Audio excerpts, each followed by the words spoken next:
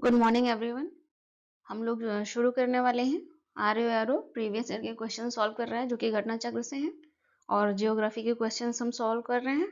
तो आगे बढ़ते हैं। आप हमारी पिछली क्लासेस देख रहे हैं। समय नहीं नष्ट करते हैं और आगे बढ़ते हैं। आज की क्लास में पहला क्वेश्चन है, जेनेटिक उद्योग में सम्मिलित हैं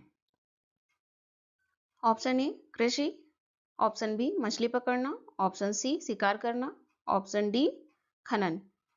जेनेटिक उद्योग में सम्मिलित है। क्या सम्मिलित है जेनेटिक उद्योग में? इस प्रश्न का सही उत्तर क्या होगा? सही उत्तर है ऑप्शन ए कृषि जेनेटिक उद्योग में सम्मिलित है। जेनेटिक इंडस्ट्री या फिर आनुवांशिक उद्योग, जेनेटिक की जगह पर आपसे आनुवांशिक प्रश्न में लिख कर आ सकता है। आनुवांशिक उद्योग दोनों एक ही उद्योग हैं, एक ही इंडस्ट्री है। जेनेटिक उद्योग मूल रूप में क्या है? ठीक है, जेनेटिक उद्योग क्या होता है? बेचने के उद्देश्य से कुछ विशेष प्रजाति के पौधे या जंतुओं के प्रजनन या वृद्धि से जुड़े हुए उद्योग होते हैं। इनका जो मुख्य उद्देश्य होता है क्या होता है? लाभ कमाना। मुख्य उद्देश्य जो जेनेटिक इंडस्ट्री है इनका मुख्य उद्देश्य होता है लाभ कमाना। स्पष्ट है? जैसे जेनेटिक उद्योग के अंतर्गत जैसे कौन कौन से आएंगे? जैसे पौधों की नर्सरी, पौधों की नर्सरी। आपने देखा होगा पौधों की बड़े स्तर पर क्या की जाती है? नर्सरी की जाती है, उगाए जाते हैं ना पौधे। हाँ, और पशुपालन,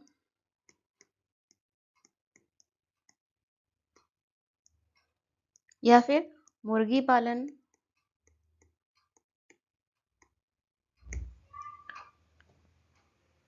ये सभी क्या है? जेनेटिक उद्योग के एग्जाम्पल्स हैं।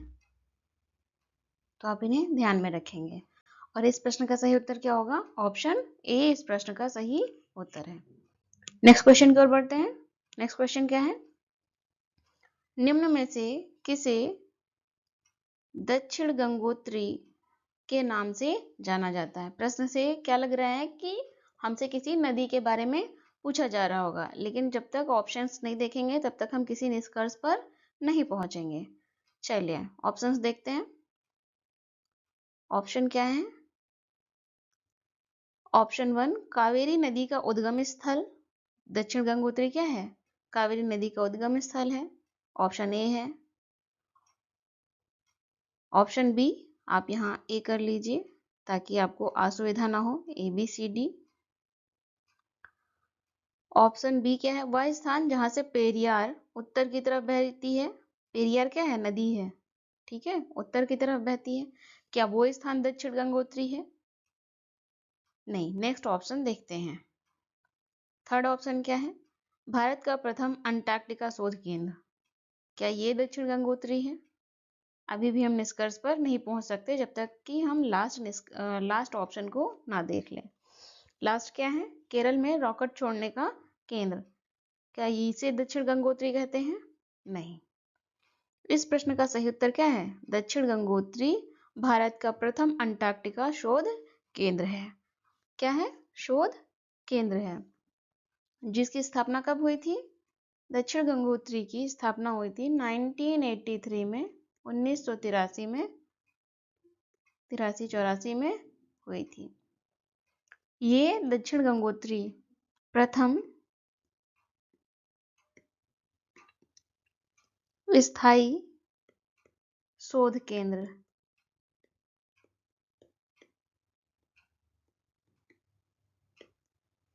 दूसरा कौन सा है? दूसरा शोध केंद्र है अंटार्कटिका में, जिसका नाम है मैत्री। क्या नाम है? मैत्री। इसको कब स्थापित किया गया था? 1988-89 में इसे की स्थापना की गई थी। वर्तमान समय में एक और है, कौन सा? जो कि तीसरा होगा, तीसरा शोध केंद्र जिसका नाम है भारती। क्या नाम है? भारती। इसकी स्थापना कब हुई? वर्ष 2012 में इसकी स्थापना हुई। और ये तीनों ही केंद्र, शोध केंद्र कहाँ स्थित हैं? अंटार्कटिका में स्थित हैं। और अंटार्कटिका कहाँ है? उत्तरी गोलार्ध में या दक्षिणी गोलार्ध में? अंटार्कटिका दक्षिणी गोलार्ध में है। ठीक है, तो ये बातें हमें याद रखनी होंगी। नेक्स्ट क्वेश्चन की ओर बढ़े। इस प्रश्न का सही उत्तर क्या होगा? Option C. चलिए अगले प्रश्न की ओर बढ़ते हैं। अगला प्रश्न है, केंद्रीय शुष्क भूमि कृषि अनुसंधान संस्थान, केंद्रीय शुष्क भूमि कृषि अनुसंधान संस्थान स्थित है। कहाँ स्थित है हमसे पूछा जा रहा है। ऑप्शंस देखते हैं। झांसी में, हैदराबाद में, जबलपुर में, जोधपुर में। कहाँ स्थित है? हैदराबाद में। इसका सही उत्तर क्या होगा इस प्रश्न का? Option B. अच्छा है, आप लोग ध्यान दीजिएगा, यहाँ पर आपके ऑप्शंस में 1 2 3 4 लिखा हुआ, तो आप इन्हें ए बी सी डी ही समझेंगे। इसका ध्यान रखिएगा, ये टाइपिंग एरर है जो कि हो गई है। स्पष्ट है? चलिए, केंद्रीय शुष्क भूमि कृषि अनुसंधान संस्थान, इसे एक और नाम से जानते हैं जो एग्जाम में कई बार पूछा जा चुका है। कौन सा नाम? केंद्रीय बरानी कृषि अनुसंधान संस्थान।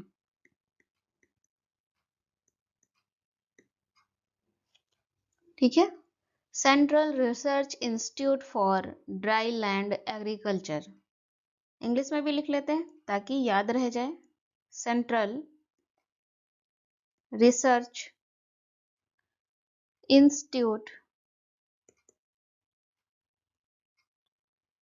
For dry land agriculture, dry land agriculture.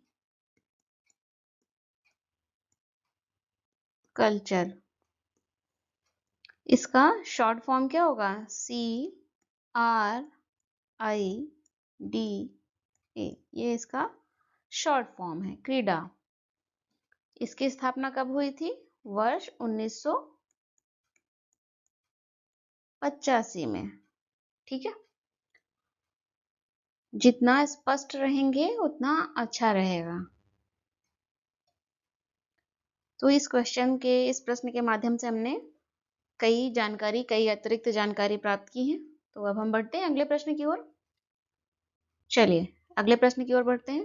क्या है अगला प्रश्न? राष्ट्रीय कृषि अनुसंधान प्रबंधन अकादमी अवस्थित है। राष्ट्रीय कृषि अनुसंधान अकादमी अवस्थित है।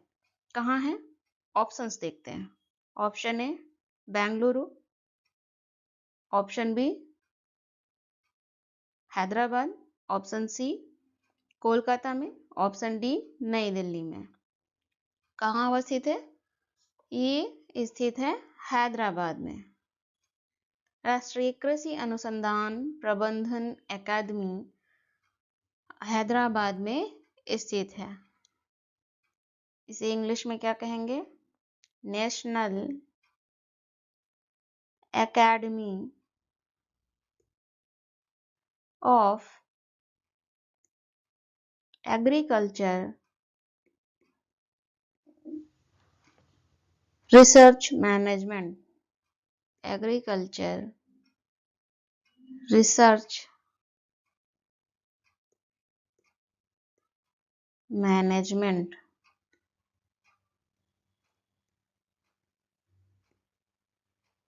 ठीक है, और इसका शॉर्ट फॉर्म क्या होगा? नार्म। क्या है? NAARM, national academy of agriculture research management, जो कि कहाँ स्थित है? हैदराबाद में स्थित है। नेक्स्ट, अगले प्रश्न की ओर बढ़ते हैं। अगला प्रश्न क्या है? वन अनुसंधान संस्थान फॉरेस्ट रिसर्च इंस्टीट्यूट स्थित है कहाँ पर? देहरादून में, भोपाल में, नई दिल्ली में, नागपुर में। कहाँ पर स्थित है? देहरादून में। ऑप्शन ए इसका सही उत्तर है। और देहरादून कहाँ है? उत्तराखंड में। देहरादून कहाँ है? उत्तराखंड में है। अगले प्रश्न की ओर बढ़े। अगला प्रश्न है, भारतीय चावल अनुसंधान संस्थान स्थित है। भारतीय चावल अनुसंधान संस्थान स्थित है। क्या है ऑप्शंस? हैदराबाद में, कोलकाता में, मुंबई में, त्रिवेंद्रम में। कहाँ स्थित है भारतीय चावल शोध संस्थान? इस प्रश्न में कुछ विशेष जानकारी है, कुछ ट्विस्ट है, हम उसे डिस्कस कर लेते हैं। ध्यान से सुनिएगा। इसमें एक नाम है केंद्रीय, ये प्रश्न इसीलिए मैंने सोच समझकर शामिल किया है। केंद्रीय चावल अनुसंधान संस्थान, इसकी स्थापना कब हुई थी?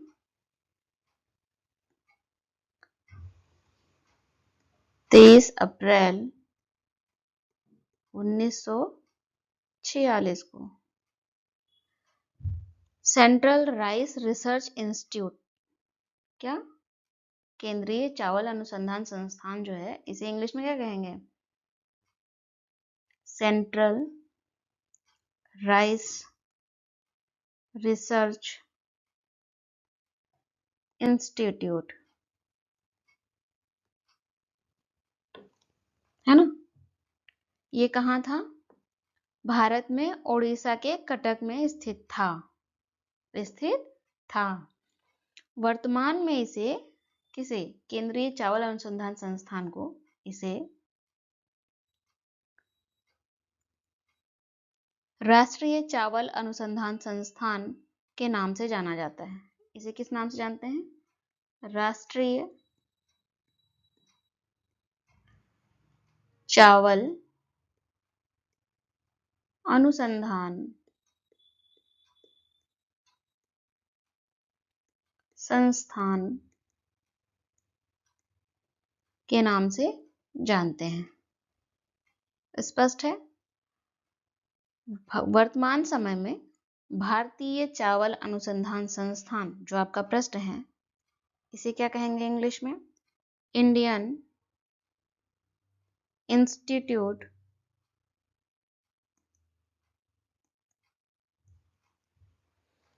Of rice research, of rice research,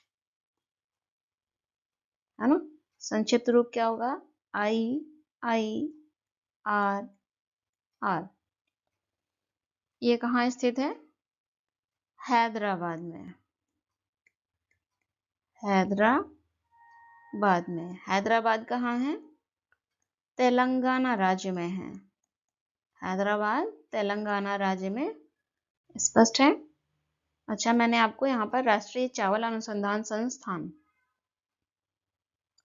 इसे इंग्लिश में क्या कहेंगे नहीं बताया है, तो लिख लीजिए, नोट कर लीजिए। National rice research institute, national rice research institute. तो इस प्रश्न का सही उत्तर क्या होगा? हैदराबाद। इसे आप लोग भूलिएगा नहीं। ये कहाँ स्थित है? उड़ीसा के कटक में।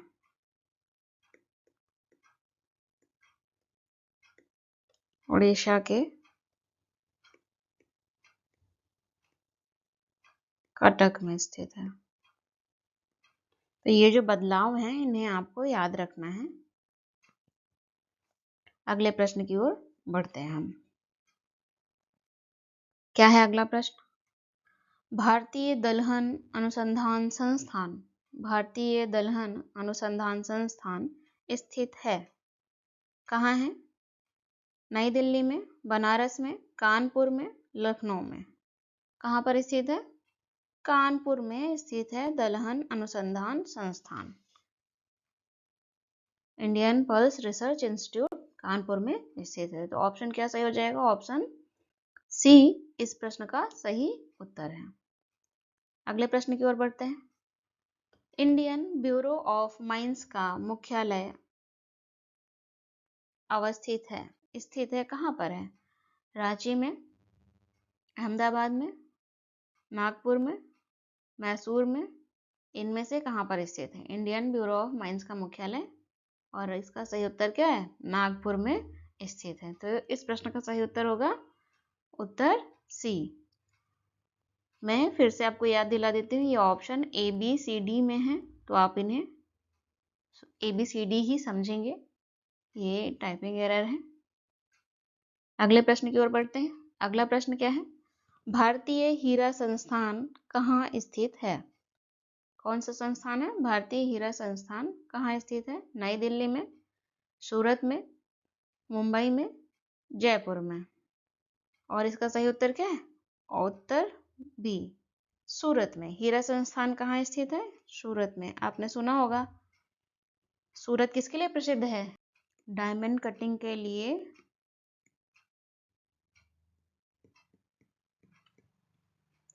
सूरत प्रसिद्ध है। स्पष्ट है? चलिए अगले प्रश्न की ओर बढ़ते हैं। अगला प्रश्न है, वर्ष 1974 में प्रथम कृषि विज्ञान केंद्र की स्थापना निम्नलिखित में से किस स्थान पर हुई थी? प्रथम कृषि विज्ञान केंद्र की स्थापना कहाँ हुई थी? ऑप्शंस देखते हैं। चंडीगढ़ में, नागपुर में, हैदराबाद में, पांडिचेरी में? पहला कृषि विज्ञान केंद्र वर्ष 1974 में पांडिचेरी में स्थापित किया गया था। कहाँ? पांडिचेरी में, या फिर पांडिचेरी की जगह आपको पुदुचेरी लिखकर दिया हो प्रश्न में, तो वो भी क्या होगा? सही होगा। और ये कहाँ है? तमिलनाडु।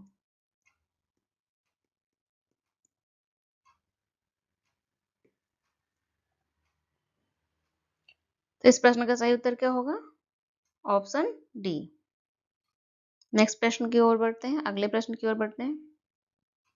भारत के किस राज्य में प्रदेश राजमार्ग की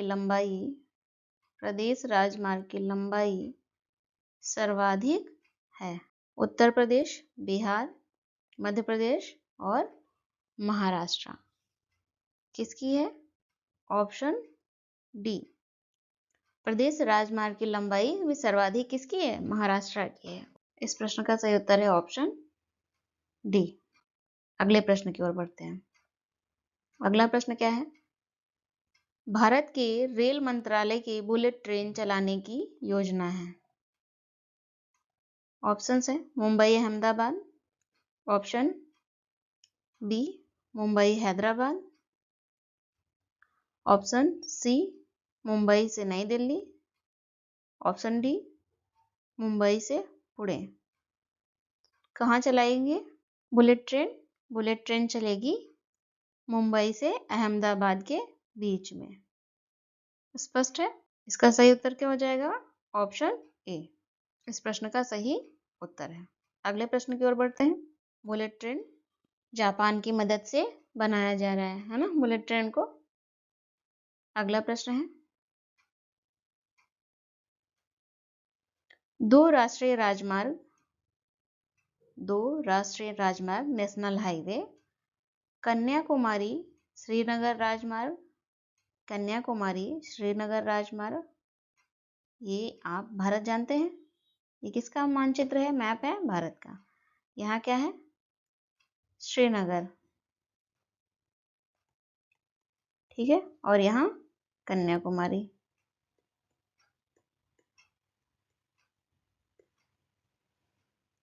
श्रीनगर टू कन्याकुमारी। एवं पोरबंदर से सिलचर राजमार्ग यहाँ प्रश्न आपका गलत है, राजमार्ग कर लीजिए, महल नहीं है। जो पोरबंदर कहाँ है? यहाँ होगा,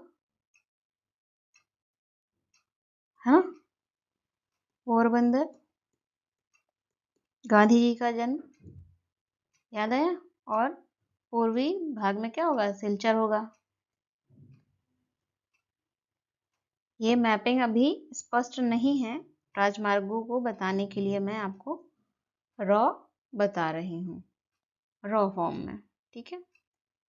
तो ये हो गया पोरबंदर से सिलचर राजमार्ग, नेशनल हाईवे। स्पष्ट है? चलिए प्रश्न आगे क्या कहता है। जो राष्ट्रीय राजमार्ग विकास योजना के अंतर्गत निर्मित हो रहे हैं, श्रीनगर से कन्याकुमारी और पोरबंदर से सिलचर, एक दूसरे से मिलेंगे। ये राजमार्ग और पोरबंदर से सिलचर का राजमार्ग, ये दोनों एक दूसरे से मिलेंगे। ये देख रहे हैं आप, यहाँ पर मिल रहे हैं। हमें इसके बारे में बताना है कि ये कहाँ मिलेंगे, ठीक है। ये राजमार्ग दोनों नेशनल हाईवे कहाँ मिलेंगे एक दूसरे से। तो ऑप्शंस देख लेते हैं। ऑप्शन है Bhopal, Gwalior, option A Bhopal, option B Gwalior, option C Jhansi में, और ऑप्शन डी नागपुर में। इसका सही उत्तर क्या हो जाएगा? ऑप्शन सी, झांसी में मिलेंगे। स्पष्ट है? कहाँ मिलेंगे? झांसी में मिलेंगे। झांसी कहाँ स्थित है? उत्तर प्रदेश में स्थित है। झांसी में ये एक दूसरे को काटेंगे, देखिए क्रॉस कर रहे हैं ना एक दूसरे को। झांसी को दोनों दिशाओं का केंद्र बिंदु माना गया है। और इस प्रश्न का सही उत्तर क्या होगा? Option C. अगले प्रश्न की ओर बढ़े। अगला प्रश्न क्या है? भारत में निम्न राज्यों में से कौन रेल सेवा से वंचित है? कौन रेल सेवा से वंचित है? Option A Tripura, option B Meghalaya, option C Arunachal Pradesh, option D Mizoram. इनमें से कौन सा राज्य रेल सेवा से वंचित है? इस प्रश्न को बहुत सोच समझकर शामिल किया है, क्योंकि जब पूछा गया था तब इसका उत्तर क्या था? ऑप्शन बी इसका सही उत्तर था, लेकिन वर्तमान समय में ये सही नहीं होगा। तो हम बस इतना जान लेते हैं कि इन राज्यों में से, जो राज्य आपको दिए गए हैं, इनमें से कौन है जो रेल सेवा से वंचित है वर्तमान समय में। कब? वर्तमान समय में। वर्तमान समय आप सभी जानते हैं, त्रिपुरा और मिजोरम। त्रिपुरा और मिजोरम में रेल सेवाएं क्या हैं? आरंभ हो चुकी हैं, शुरू हो चुकी हैं, है ना। तो यहाँ पर भी रेल सेवा है और मिजोरम में भी है। अरुणाचल प्रदेश में भी रेल सेवा आरंभ हो चुकी है, अरुणाचल प्रदेश में, ठीक है।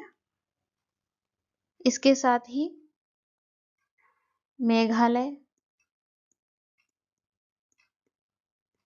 मेघालय में भी रेल सेवा शुरू हो चुकी है, मेदिनी पत्थर से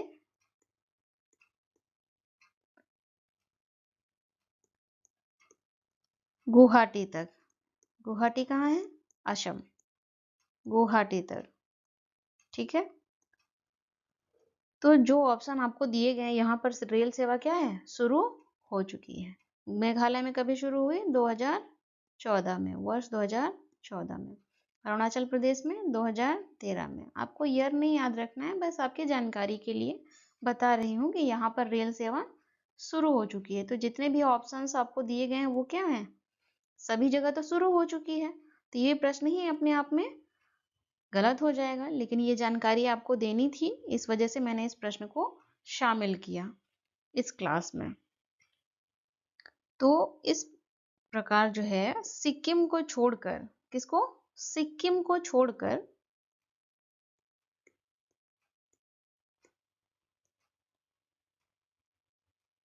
सिक्किम को छोड़कर भारत के सभी राज्यों में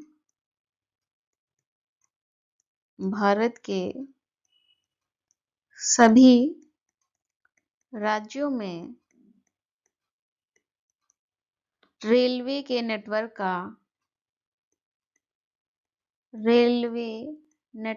का विस्तार हो गया है।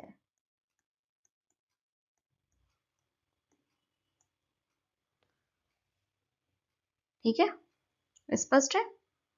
ओके, तो इस प्रश्न का तो कोई उत्तर होगा नहीं, आपको जानकारी देनी थी इसलिए इसे शामिल किया। अगले प्रश्न की ओर बढ़ते हैं। अगला प्रश्न है,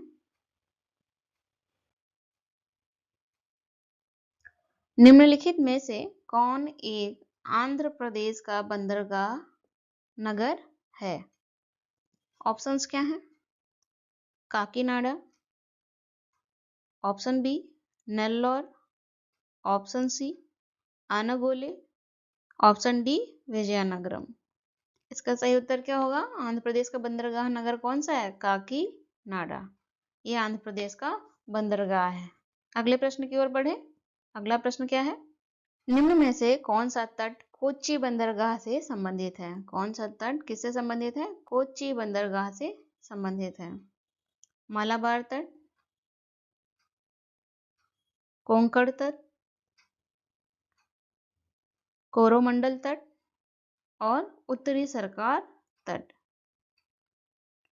मैं आपने मेरी जो पिछली क्लास की होंगी उनमें आपको ये पता चला होगा तटों के बारे में। मैंने आपको अच्छे से समझाया था तट के बारे में। याद है क्या किसी को? नहीं याद है? एक बार फिर से समझ लेते हैं। ये क्या है?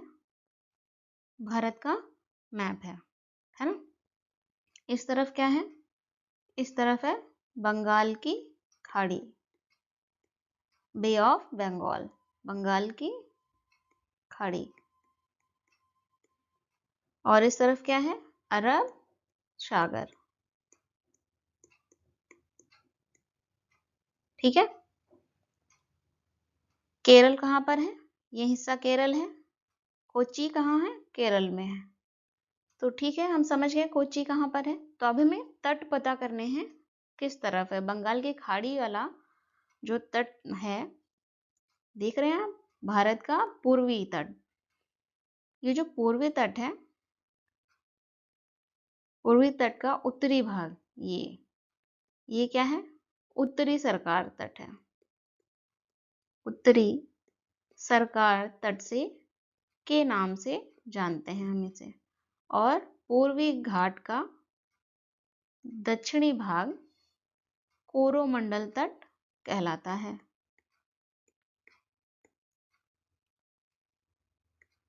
स्पष्ट है? भारत के पश्चिमी घाट, ये कौन सा घाट है? पश्चिमी घाट पूरा है। ऐसा मत सोचना कि मैम ने ऊपर ही लाइन की है तो ऊपर ही है ना?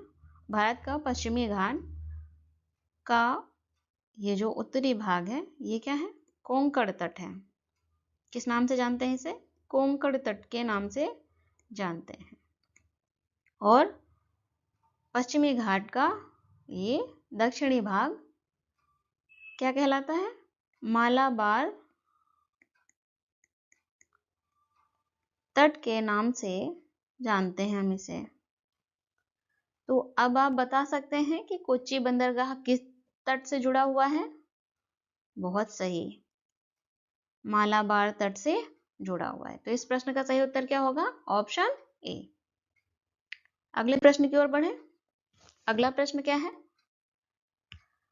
भारत के निम्नलिखित बंदरगाहों में से कौन सा एक उड़ीसा तट पर अवस्थित है? उड़ीसा तट पर अवस्थित है। ऑप्शंस देख लेते हैं हम। हल्दिया, मुंबई, पारादीप, विशाखापट्टनम। ये परदीप नहीं, पारादीप है। पा में आप बड़ा की मात्रा लगा ले। उड़ीसा के तट पर कौन सा बंदरगाह अवस्थित है? हमसे ये पूछा गया है ना। हल्दिया कहाँ है? पश्चिम बंगाल में। मुंबई किस राज्य में है? महाराष्ट्र में।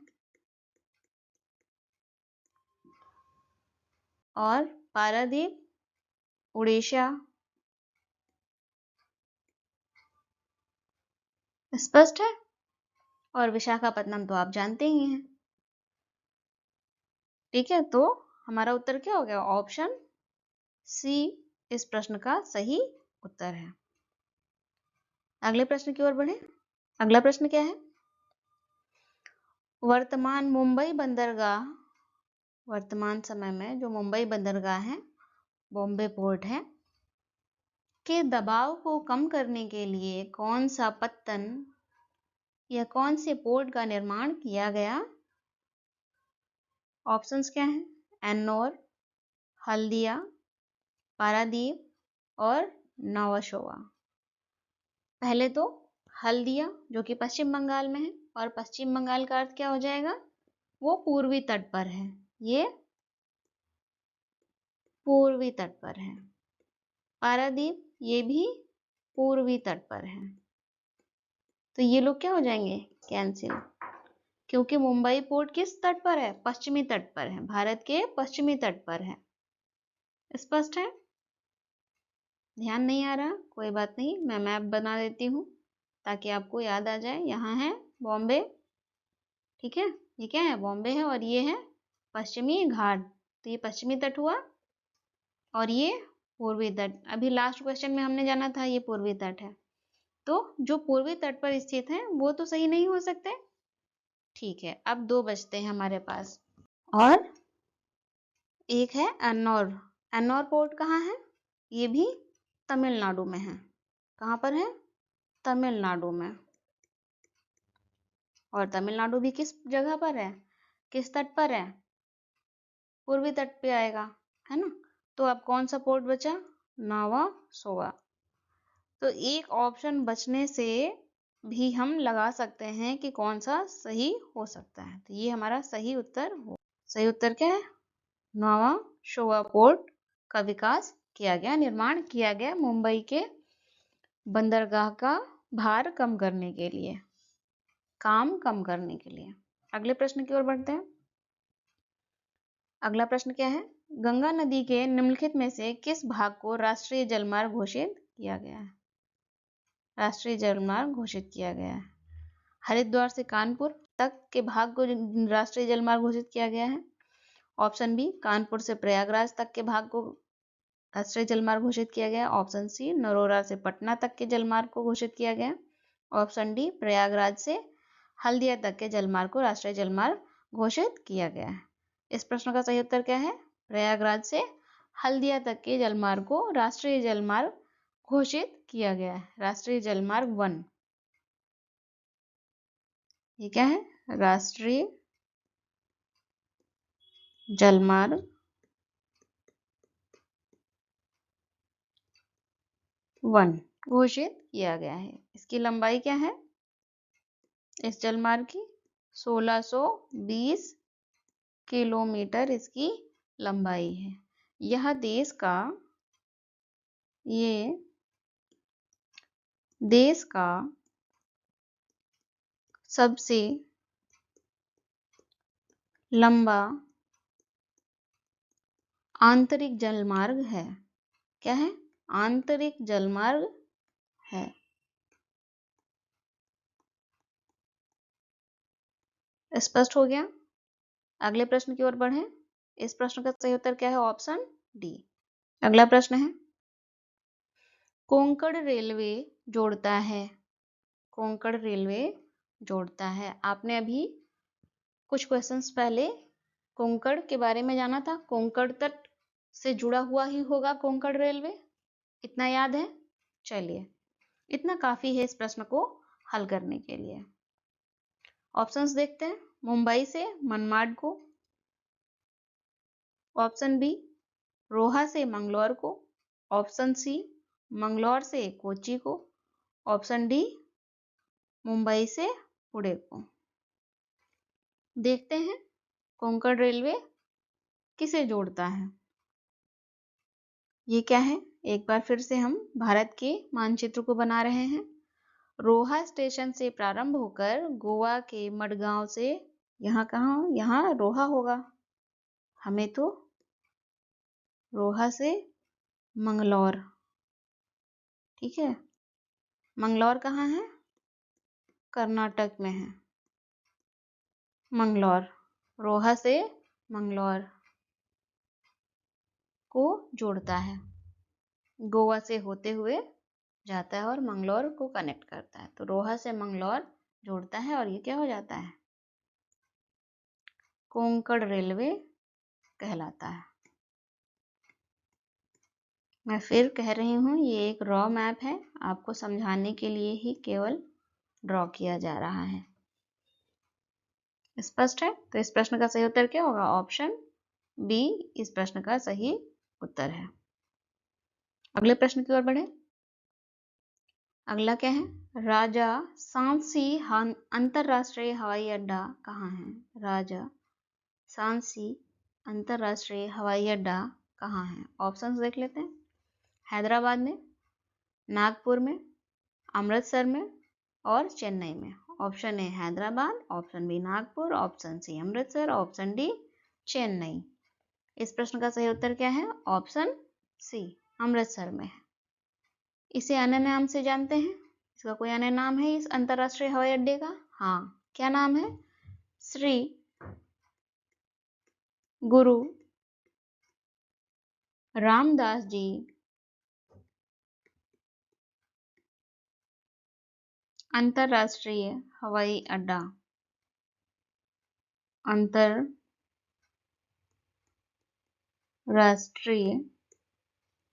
हवाई अड्डा। तो अमृतसर में कौन सा हवाई अड्डा है? गुरु रामदास जी अंतरराष्ट्रीय हवाई अड्डा, जिसे राजासासी अंतरराष्ट्रीय हवाई अड्डा भी कहते हैं। हैदराबाद में जो हवाई अड्डा है उसे क्या कहते हैं? उसका क्या नाम है? उसका नाम है राजीव गांधी अंतरराष्ट्रीय हवाई अड्डा। राजीव गांधी, ये प्रश्न पूछे जाते हैं इसलिए आप लोग इसको ध्यान में रखेंगे। राजीव गांधी अंतरराष्ट्रीय हवाई अड्डा। स्पष्ट है? और चेन्नई में, चेन्नई अंतरराष्ट्रीय हवाई अड्डा स्थित है। और नागपुर में कौन सा हवाई अड्डा है? नागपुर में है डॉक्टर बाबा साहेब आम्बेडकर अंतरराष्ट्रीय हवाई अड्डा। डॉक्टर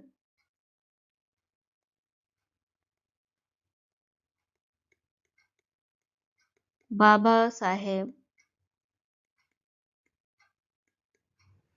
आम्बेडकर